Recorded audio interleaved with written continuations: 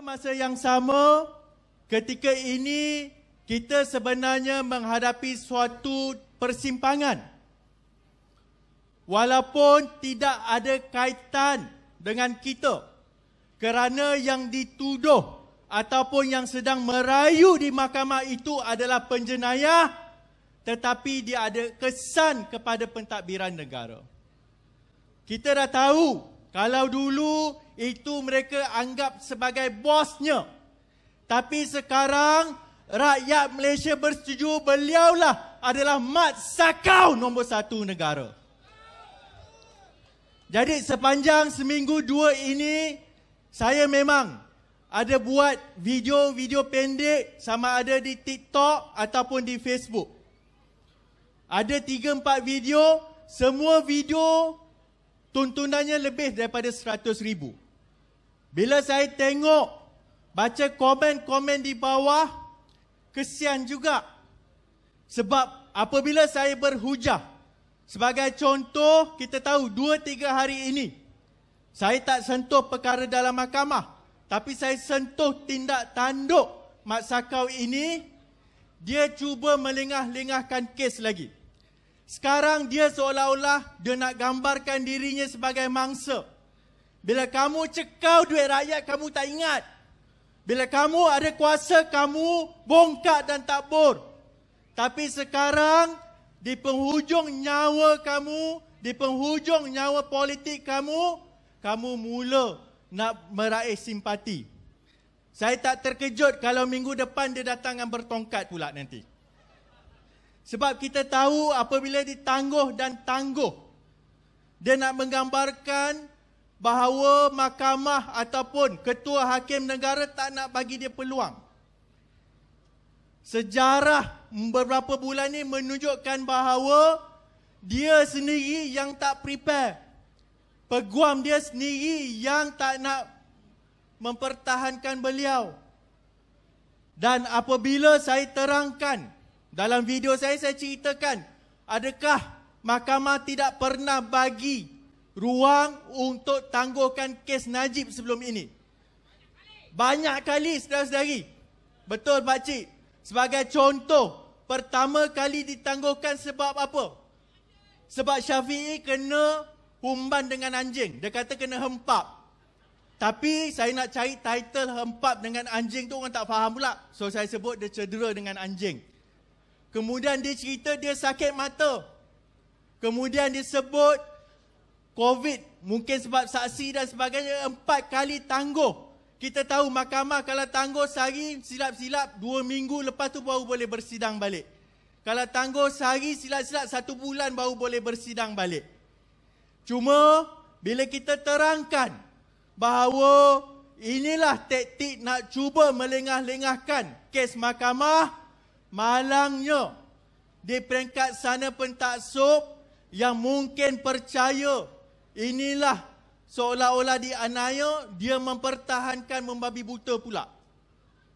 Yang kita tak pernah tengok. Kita tahu sejarah keadilan sejak 1998, parti kita ini ditekan, dizalimi dan dimangsakan. Kita tahu bahawa Datuk Seri Anwar dipenjarakan kerana political persecution. Tapi Mamat ini akan masuk penjara sebab curi duit rakyat, betul ke tidak?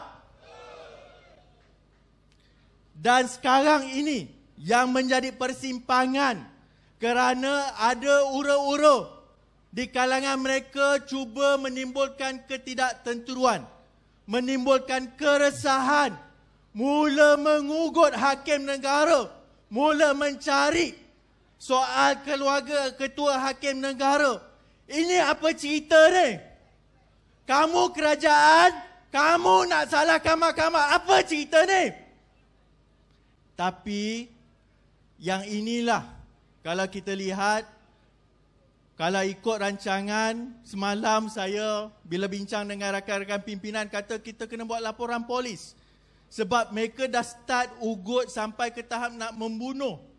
Tapi belum sempat kita buat laporan, Ketua Polis Negara, IGP dah bagi respon. Beliau kata polis akan siasat mereka yang telah mula menimbulkan keresahan ini.